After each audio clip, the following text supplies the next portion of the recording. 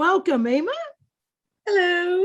How are you? Good. How are you, Karen? I'm fantastic. I'm so happy to have you on today because, you there's a lot of people wanting to start things, and they sort of, I guess, scared of starting small, like Yeah.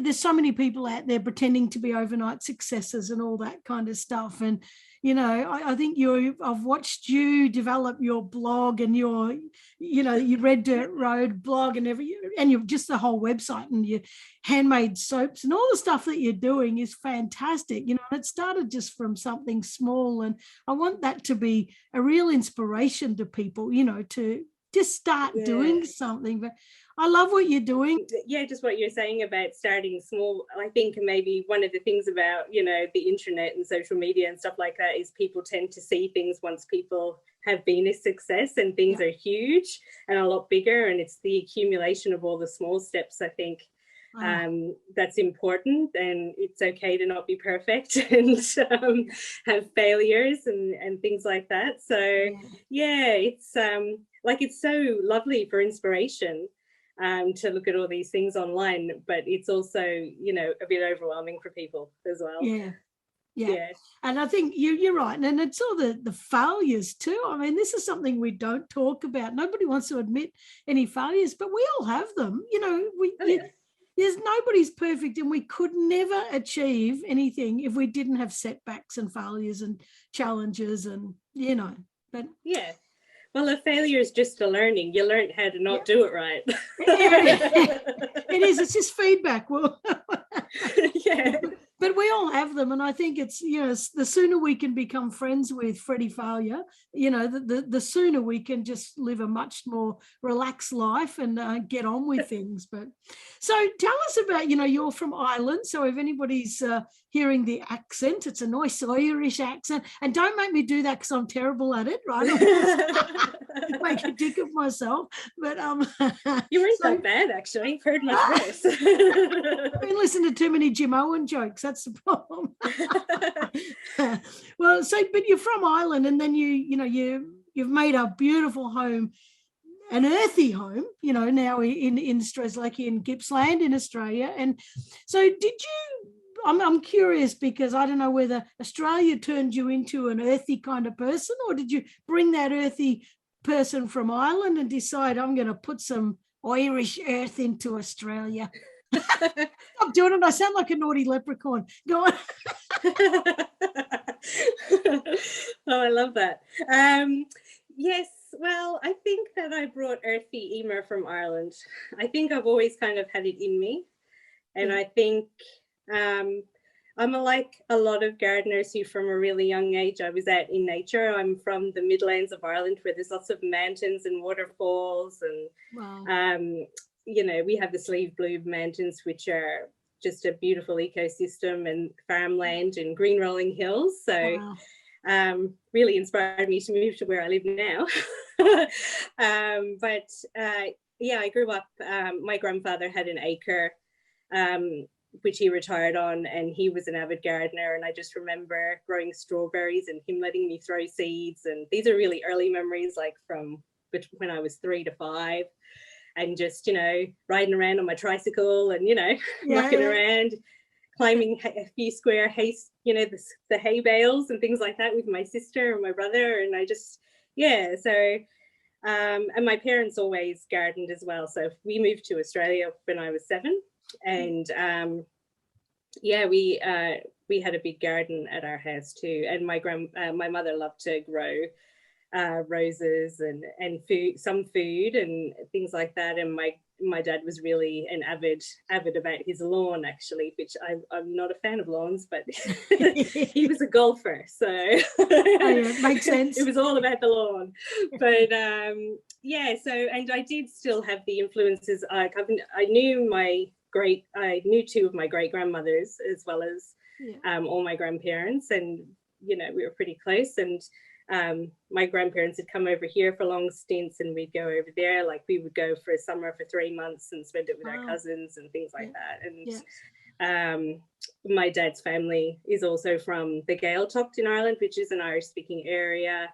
and his father was born in Glencolumkill, which is the northwest of Ireland in Donegal, and it's a place of natural beauty. It's just stone and rock and sea, and wow, it's just fishermen and sheep. Yeah. Sheep that don't care about the fact that they're in the middle of the road and you want to drive along it. So I've had those influences, throughout my life. But also then I wanted to be a career woman, and I wanted to travel and all that kind of thing. And you kind of forget it for a little bit, I guess. Yeah.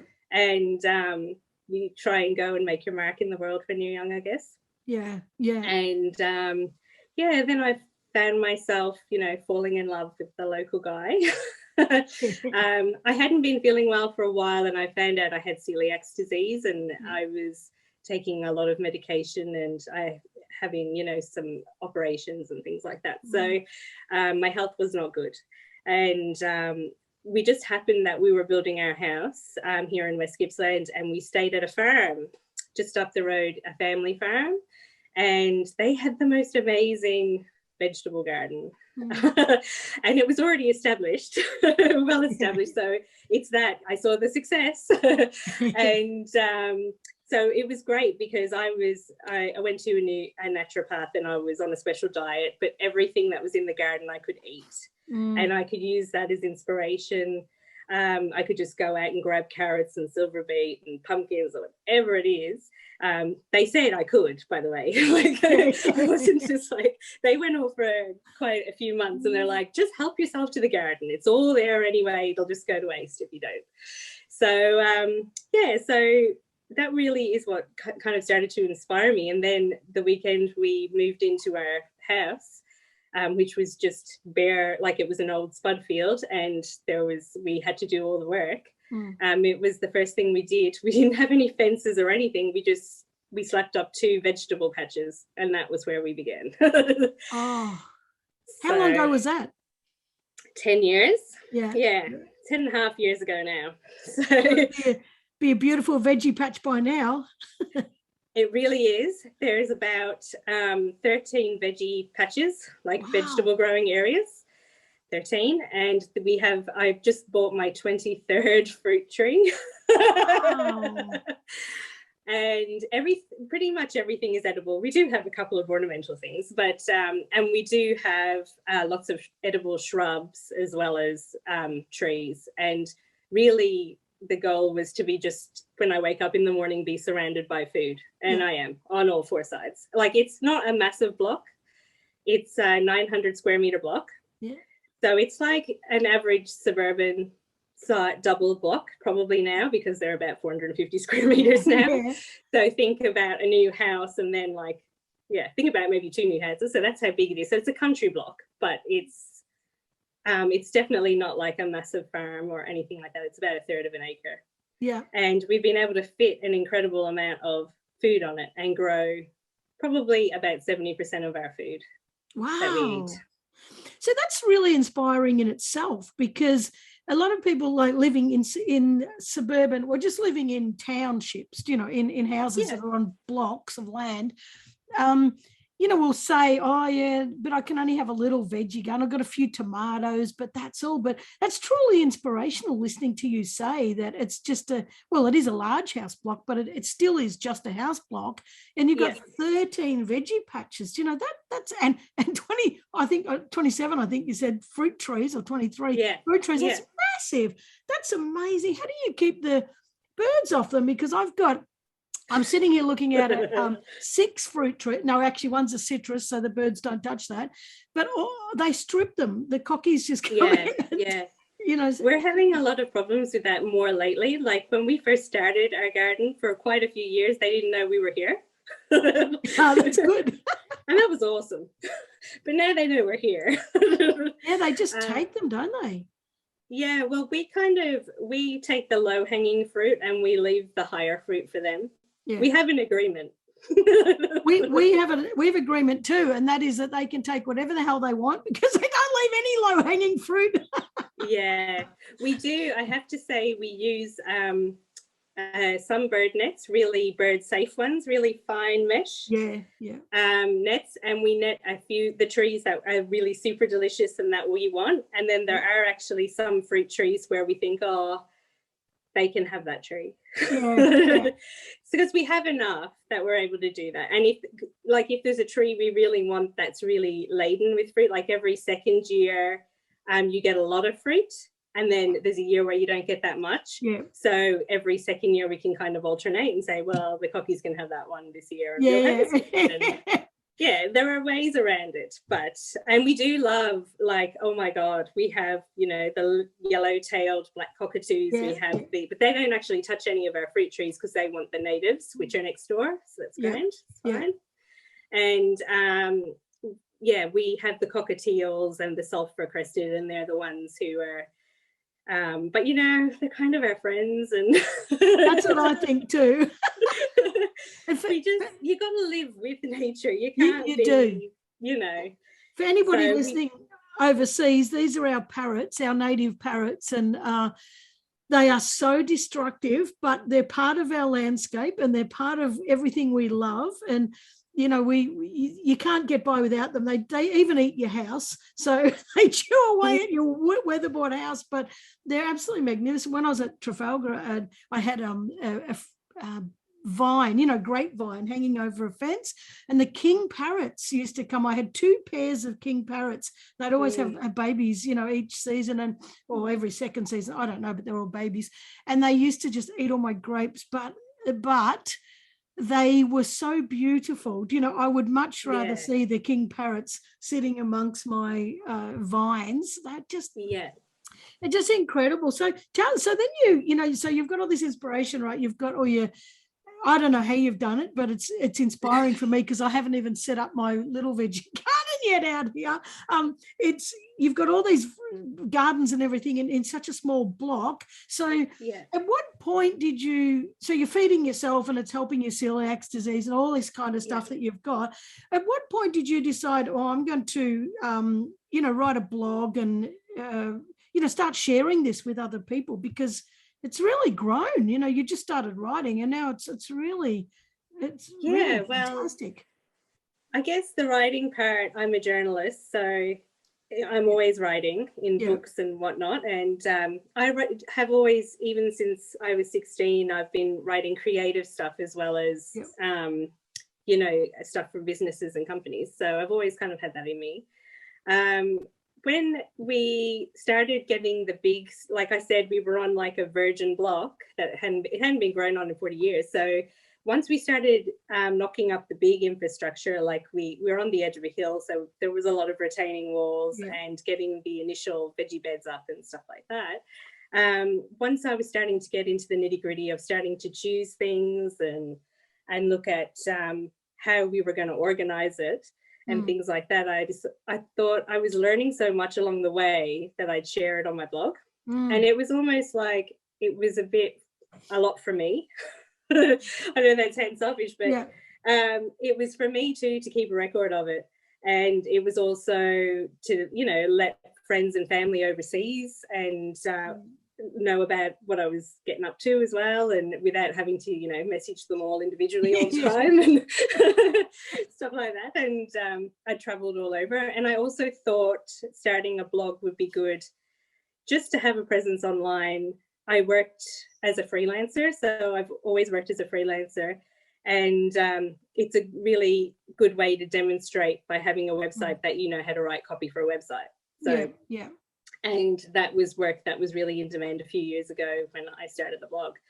So that they were kind of the 2 main reasons that I did it. And to be honest, it's led to some amazing opportunities by having the blog there as well. Not just about the gardening, but that's a big part of it, but also business-wise as well. So it's been it's been really amazing. Like I'm so glad that I did it. Well, I bet other people are glad you did it too, because it's great information, and also your Instagram too. That's incredibly inspiring, because all the pictures that you put on there. I don't know what sort of camera you use, and you just can probably tell me, it's just an iPhone or a Samsung. But the pictures you put on, everything seems rich. It's almost like you just want to consume it. Like you've really got a knack for great photos and just drawing. You can almost taste your photos. You can almost smell your photos. I don't know if anyone's ever told you that before, but no, thank you. That's awesome. I love that. You've just got a knack. Fantastic. Yeah, I think it's part of it, and a lot of it, like, there's no filter on my photos either. Wow. A lot of it is the light. Like, I just understand the block and understand where the light's hitting it, and I think that's a gardening thing as well. You understand where the light's coming from when you plant a garden, and so I understand the light, and also, like, it's just really colorful up here. Like, the grass is so green. It's so lush. We get 1,000 mils of rain a year. Like, it's and I think that's part of it. Like, it brings out such vivid colors in all your fruit and vegetables. Yeah. So actually, I can't take all of the credit. Like, nature. Rain gods have to take some. Rain. Yeah, and we're really lucky. We are just really lucky that where we live is high rainfall. Yeah. I think we underestimate the rain. When we moved up here, we had 3 years of drought, and it was, oh God, I'd turn the corner to come past our house and it was all brown, and I used to get really not depressed but real down, like, oh God, there's just no life. There's just no life in this. And then we've had rain for about the last maybe 10 months, lots and lots of rain. We've had floods and all sorts of stuff, but everything's come back to life. The lemon tree started sprouting lemons. All these bulbs have started coming up everywhere. We've got daffodils everywhere that we didn't even know we had under the ground. I don't even know how they survived the drought. But everything is just coming up. And like you say, the vivid colors, the lavender's just brilliant purple, just, and our roses are just incredible. And I agree. I think we underestimate how much goodness is in that rainfall. It's the lifeblood of everything. It really is. But so on your website, Red Dirt Road blog, it's not just a blog, like you've got other stuff on there as well. So tell us what else is on there, because it's a real little bunch of goodie bags in there. It's heaps of good stuff. Tell us about all the other stuff. Okay, well, there is stuff there's recipes, but they're recipes of how you can use your produce and interchange your seasonal produce. So no matter what the season, you can make these things. Yeah. And they're also gut-friendly, tummy-friendly, because I've had to find out how to, eat like this. Yeah. Also, there's garden travel and eco-travel stories, because when I started the blog, I did a lot of travel writing. But now it's actually kind of more gardening, eco, nature travel, because I've just kind of gravitated towards that, and that's what I like to do. And so I've actually had great opportunities to be able to travel around and see a lot of eco travel, and also gardens that haven't even opened to the public yet, but will be open in a few years, and things like that. It's awesome. And I also do. So I've got I've also got kind of health, well-being, and also quarterly gardening updates, and also about people doing interesting things locally as well, if it fits in. So that's all. And I know it's you're told when you start a blog you should actually have a really definite niche, but it's a lifestyle blog, and it's if you like nature and gardening, I think, and food. Yeah, but you're evidence that you're not really straying much out of a niche anyway. Like it's all related, and you're evidence that you can have a few little nooks and crannies going on, and everybody follows it. Because you've got very dedicated followers. And I think it's and you're making homemade soaps and that sort of stuff. And every time I see your soaps, I'm like, how do you do that? And then I start to think I'll save me a little bit of soap, and then I think I'll just throw it in the bin, for God's sake. So I get very lazy on that, but you do great. So when you started, did you like when you first decided, I'm going to share my blog, I'm going to share this information, and you said you're doing it for selfish reasons. So part of the reason I do my podcast, I just want to interview great people, but and other people get to enjoy it at the same time. But when you started it, did you sort of have any self-doubt when you started sharing it with the world and think, oh my God, people are going to read this and going to think, who does she think she is, writing a blog? Or you had those kind of feelings? Absolutely. I think it's human to feel this way. I think it's that sign of the intelligent brain that, it's giving you all the negativity to kind of convince you that, you could get hurt, this might not be the best thing to do. But I had that need, that kind of like passion and need, and thought it would help people, the information. And that was my driving force of getting it all, up and started. And creating a website to begin with. And, it's actually changed quite a lot since the beginning as well. I started off doing a lot more broader travel updates and things like that. And it just kind of morphed into what I was doing, and it turned more into gardening. And it's kind of listening to people that read the website and things like that, of what they want. And then because I'll ask questions and things like that. And then I just kind of go, oh, well, if they want to know that, then maybe a whole load of people want to know that. And I've kind of gone from there. And that's probably a way of getting over that kind of fear to get started as well, is that ask other people what it is. What would you like to find out about this subject, or me, or that kind of thing? And find out what people want to hear about. And then you'll be more confident with starting as well. Yeah.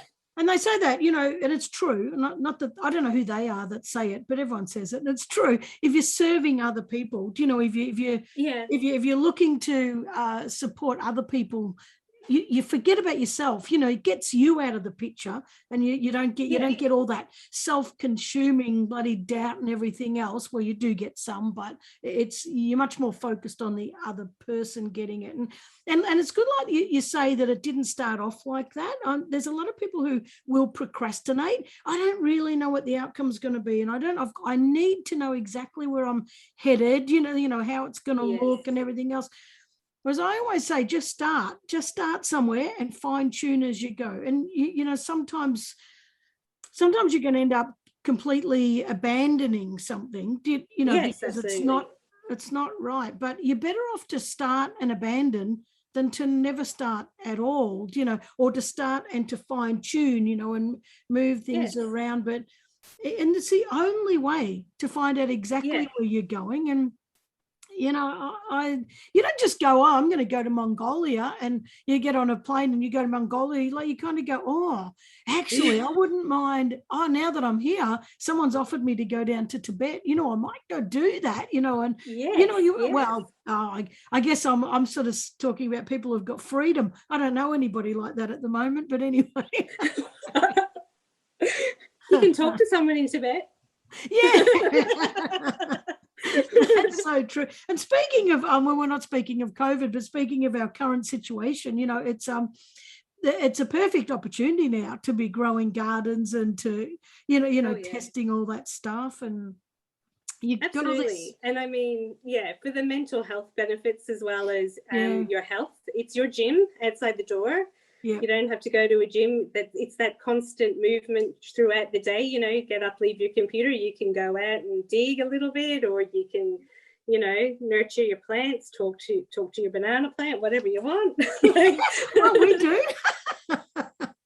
Curse the parrots. Oh no.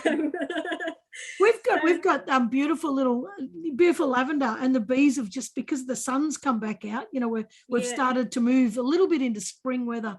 The bees have just come back by the dozens, and it's so wonderful. We spend hours out there watching the bees, and and they're so kind. They're actually, we've got about 5 gum trees that have got hives in them, and wild bees can be quite aggressive if they've got the wrong queen. Well, this is what I've heard. I'm not a bee expert, but this is what I've been told. But apparently it seems, all of our hives have got a beautiful queen because they're all really gentle, kind bees. Like we've even had the they're living at your arborists. place. Yeah, that's right. They're living at Animal Kingdom. You're crazy, they'll be crazy. But it's so good, and we've been propping up. The lemon tree sort of, took a fall, and we've been propping that up. We've been replanting bulbs, and it's so joyful, for your mental health as well. Like you go out and you see all these new sprouts and stuff, and you go out there talking to your plants. So that might sound bloody stupid to some people, but I tell you, it's good for you. It's so good. Going out in the green, out in nature, it releases serotonin and dopamine. And I mean, there's actually bacteria that's released through the soil. Once it gets on your hands or you're breathing it in, it actually releases serotonin. So it's very good for your mental health. It's a holistic kind of approach, and you're feeding your tummy with seasonal produce that's good for you. You're eating the right food for the right season. There's so many positives of getting out and just looking after that space. I mean, people worry about the world and get overwhelmed about all the problems in the world, when the thing is, you can do whatever you want on whatever patch of land you've got, and it doesn't matter how big it is or how small it is. You could do whatever you want wherever it is that you're standing. And I love that you're talking about seasonal food too. I've been saying that for years and years and years. If it's not in season, for God's sake, don't eat it, because there's a reason. The reason things are seasonal, and whatever's in season around your area, that's what you should be eating, because they're there to nourish you. And all these foods that have got preservatives in from 6 months ago, and they're gassed and preserved, and I think that's you taste something that comes from the super. I'm not picking on the supermarkets, but from the supermarket that has been preserved. You know that because it's not in season, and it's bloody lifeless and tasteless, and it actually sometimes they taste a little bit chemical. I think they do, a little bit yuck, and that you pick something out of your garden, and it's like, carrots are a perfect example. We've got little carrots, baby carrots that we pull out. The taste is phenomenal. We've got tomatoes. We don't even know how it happens. We've got thousands of tomatoes that just come up from nowhere, and they are the most bitey, most incredible tomatoes. And then you get one from the supermarket, and it's kind of like, this isn't a tomato. What is this? You can't really beat that freshness and that sweetness from your soil. No. And a lot of the supermarket is it's not so much down to the growers, because I bet it was beautiful the minute they picked it. Yeah, that's right. But it's how long the supermarkets can store it for. That's really one of the big things. Yeah. And even if you can't grow a lot of something, if there's farmers around you that are growing a lot of something, buy it when it's in season. Like, it's amazing. Yeah, that's a great idea. Yeah. And there's quite a lot of those little roadside veggie huts. They're around here where we live. We're really lucky. We have a lot of that. Yes.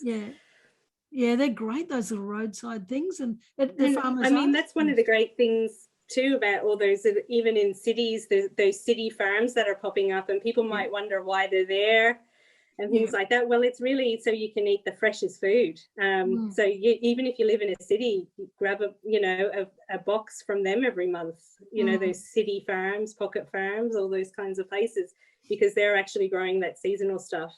Yeah, that is super fresh. And that fresh stuff really does make a difference to your cellular, to your cellular system. It really does. I know that just sounds funny for some people, but it's actually true. Fresh food actually does feed your cells, and it really does help you to heal. So it's really important. And, well, one of the things I really found out was, and I had to be told to eat seasonally too. The naturopath was, I have a garden because I eat what's in season, and she had to explain it all to me, and it was like a penny dropped. So someone had to tell me. Yeah. And I think, one of those kind of main things about that is it's just, it might not be very obvious to people, but also when you're healing, I mean, most of your body regenerates roughly once every 3 years. So you have all new skin, your organs are all replenished, your hair, your neck, you know, everything. You get a new body every 3 years. So, I mean, if you work really hard at healing, you will feel that difference. Yeah. I had absolutely no energy. And you could put it down to the fact that I was also having babies. Actually, for a long time, since I was a teenager, I lacked a lot of energy, and I was always having tummy troubles and trying to figure out what was wrong with me. And I have so much energy now. Like living this way 10 years, like I can wake up early in the morning and I still have energy in the evening. Yeah. And I think when you've had something debilitating like that, where all of the energy is drained from you and you're not getting anything from your food, nutrient-wise, and that kind of thing, when you have things fixed within your body, you really do feel a lot better. And you know, a lot of people talk to you and say, "Oh, I've just got no energy, and I'm this and I'm that, and maybe it's the caffeine, and maybe it's you know, this and that." And I just think, I just feel really grateful that I don't feel that way anymore. Yeah, it's just that. You're inspiring me to get that bloody veggie gun. If you need help, call me. Well, it's the digging. That's the bit we're at. But we've had the teenage boy out there digging. He gives up after half a day and says he's only dug up about a foot square. Says too hard. And I'm like, damn, it is really hard. But since we've had a lot of the rain, it's started to to soften up a little bit. But anyway, have there been times that you've wanted to give up? Like, have you thought, look, I don't know who's reading this, you know, maybe people are sick of hearing about what I'm doing. And have you had that thought? Yeah. Yes, absolutely. I've definitely taken breaks from writing as well. And I've acknowledged the fact that I can't just write something every day or, twice a week or, so I tend to, I kind of have a pattern, but it's not a pattern. It's just like something that's happened.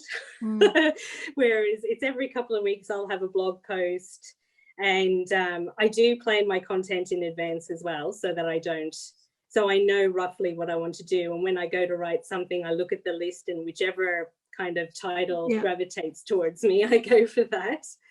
And also, while I think that, there are definitely times when you're like, oh, I don't know if I can keep on going. People will say, oh, you haven't put anything up for a while. Or people would say, oh, I really liked your article about this, or I'd like to find out about that. And I guess all that positive feedback kind of gets you back to it and gets you back on a roll. But I definitely, like, there are times of the year, especially like during summer when I'm harvesting food and preserving food for the rest of the year, I don't have time to do that. So it'll just have to sit there. But people are still people are still reading it. And I mean, something that starts with, like, you think, oh gosh, I've only got 5 articles on there, or, but now it's like, I've got 50 articles on there now. And, another year I'll have 60 or 70 or, like it does accumulate over time. And that's what makes the difference, not the, I've got to do this, all the time. And you're right. And I've got in my 70s of podcasts, I don't know, 70 something. Wow. I don't know. And it's kind of like, I thought, well, if I can get through the first 10, it'll keep me going, and it's I don't know, 70 something. I don't know what it is now, but it's but also my blogs, I go in bits and spurts, and I try not to. I started to write a few every week, and then it was kind of like, and then I had so much work to do that I was doing other stuff, and I thought, damn, I've missed a week. Then I missed the second week, and it's like, well, and then I'd missed 2 months, and then I went back into it again, full on, once every week, and now I've dropped the ball again, and I think that sometimes we've got to be a little bit gentle on ourselves. I mean, I know people say consistency, and I know that's true. And I do my podcast every single week, that comes out. But it's sometimes it's just kind of like, it's so hard just you've had every single day has been flat out, and you think, oh God, I've got to write a blog. And even I'm the same as you. I've got a whole list of topics or ideas, but then I still can't get enough energy in the brain, to sit there. And I keep saying to Nikki, I just need to do 1 or 2 paragraphs, just get 1 or 2 paragraphs up there. But I still can't. Some days I just still can't find it. It's kind of like, oh my God, I got nothing left. So, and then sometimes, like, you'll just be I'll just be out in the garden, or I'll be, being the mum taxi or something, and it'll come to me. Yeah. And it'll just be that first paragraph or something, and you've heard something on the radio, and I just grab my notes out from my mobile phone and I just put in that exact thought, and I just, usually that actually helps me, and then when I do have the time to sit down, I can look back on that. Gosh, if I ever lose my mobile phone.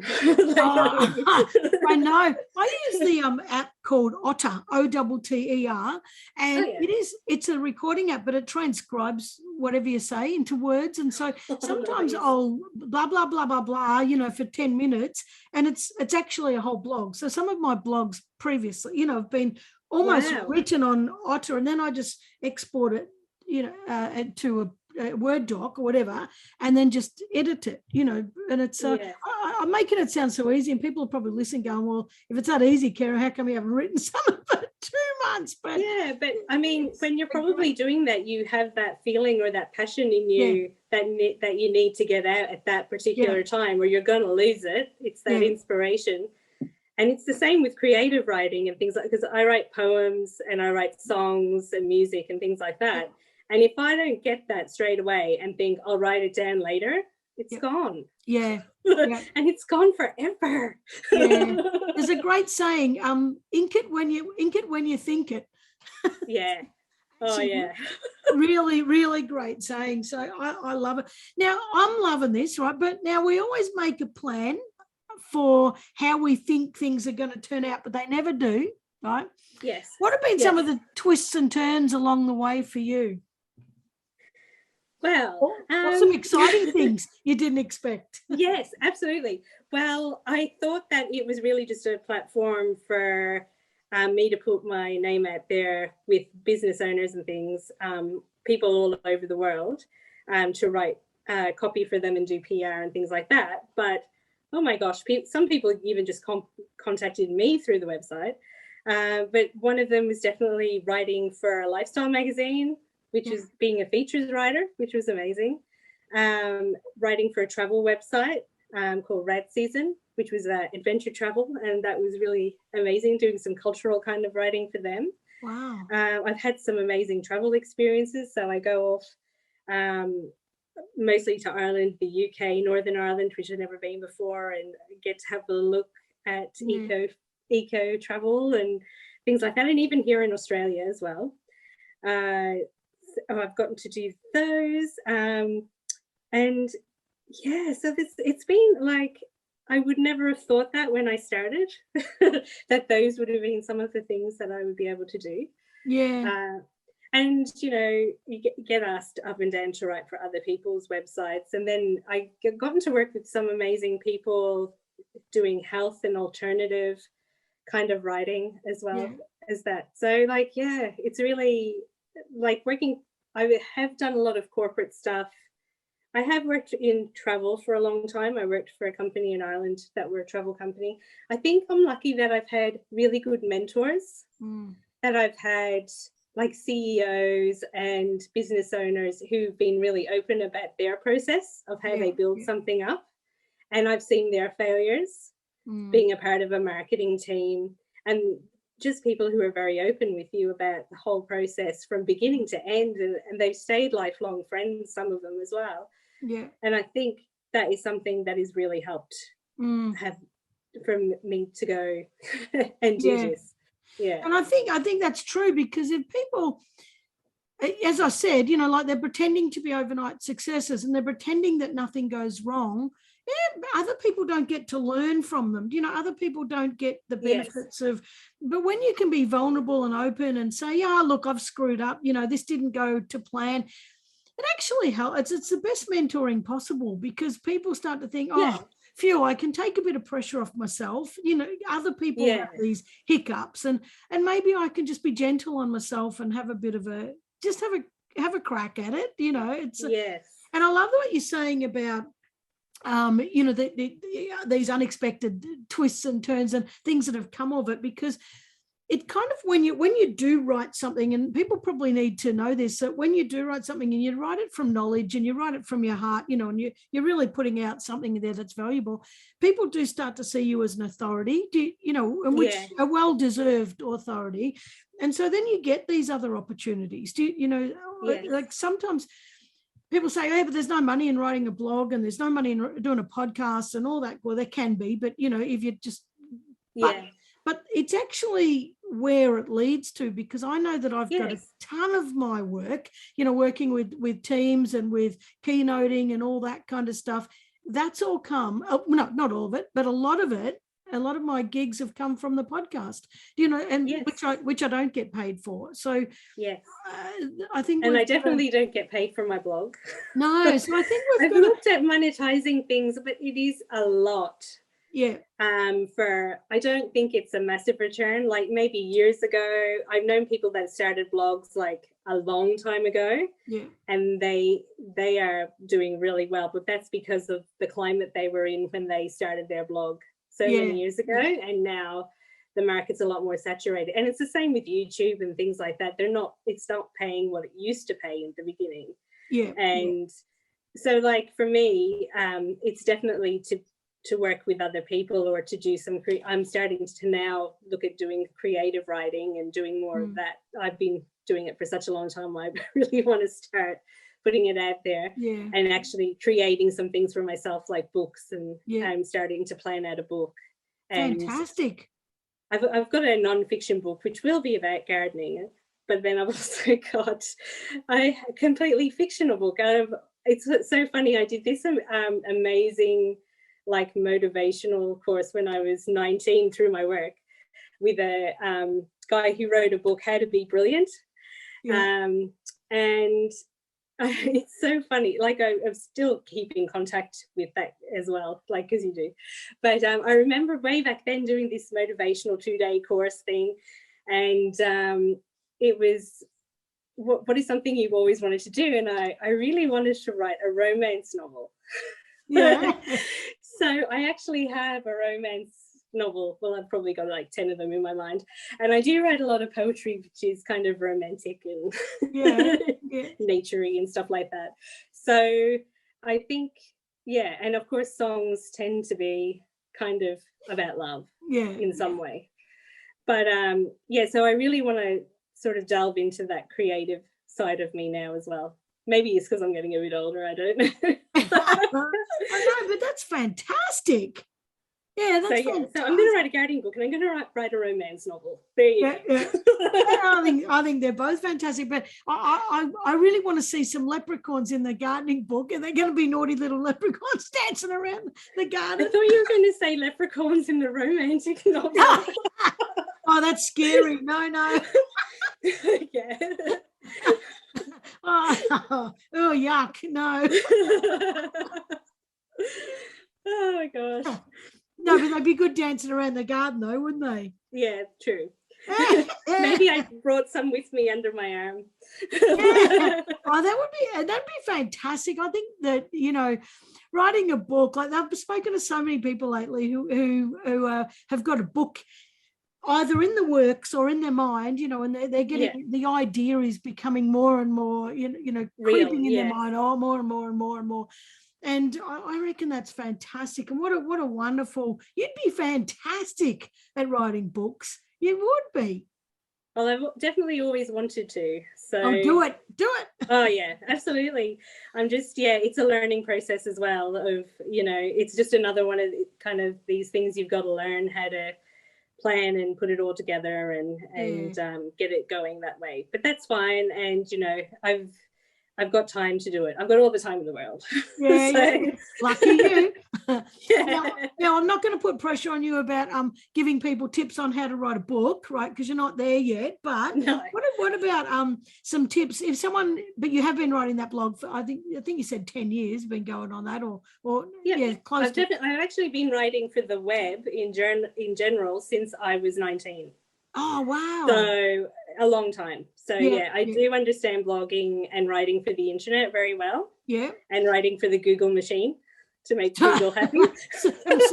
submitting articles to the internet. Yeah. So no, that's a joke from Schitt's Creek. But anyway, what tips have you got? You know, anyone wanting to start a blog, like, because there's so many people out there who I've heard so many people say, you know, in my get off the bench workshops and stuff like that, people say, I'd love to write a blog, but I don't think anyone's going to read what I've got to say. And you know, what tips have you got for anyone who might be thinking about that? Certainly. Well, the first one is choose a niche. So kind of the more specific you can be, the better. Yeah. And maybe one of the things I was thinking about this earlier today is that you could really think about is what's the message you want to send out? Like, who are the people who are going to be reading this? What is it they want to find out? Yeah. So that would be my first tip.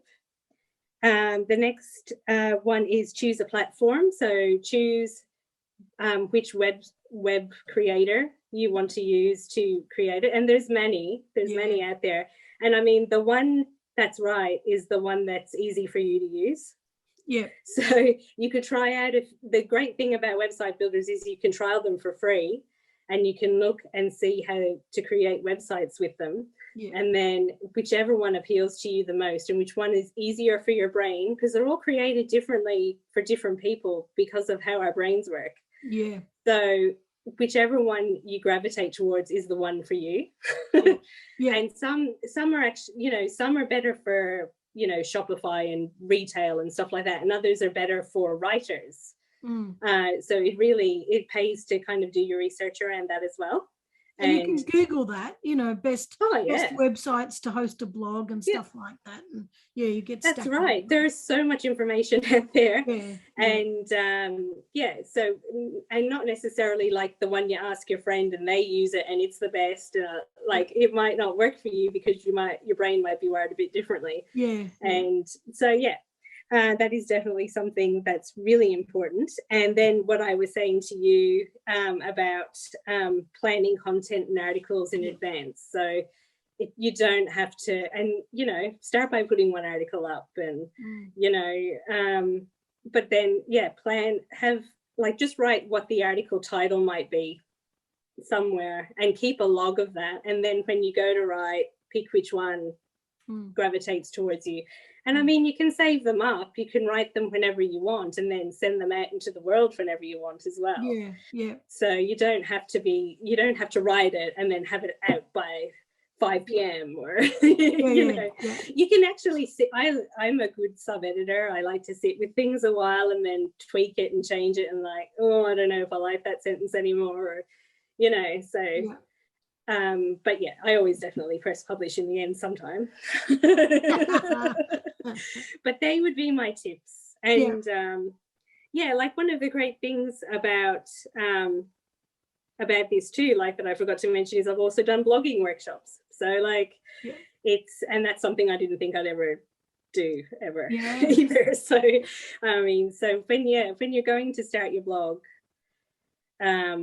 it's good to think about those things first, and then don't put too much pressure on yourself or overwhelm yourself. Either. Yeah. Be kind to yourself. And well, that's one of the biggest things, isn't it? You know, we're always trying to be perfect. Always. I know. Yeah.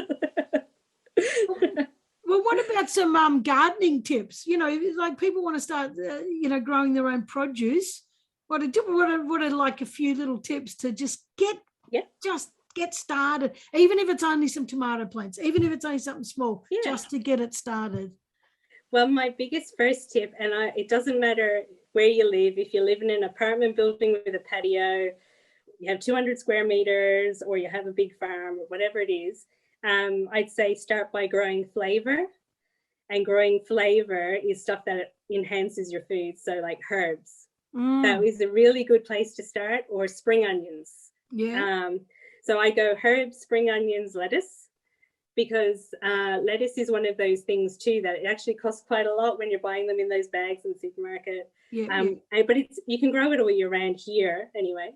It grows in fairly cool climates, and spring onions are the same. And then your herbs, your basic herbs, you know, grow a bit of parsley, rosemary, things like that. And you will always have something to enhance your dinner.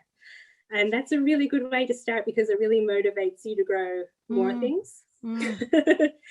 And yeah, so lettuce is better and cheaper for you. And then the next ones, I guess it's really good if you have kids, because they get really curious about it. But radishes, kales, rocket, and peas, they're really good kind of beginner produce to get you going.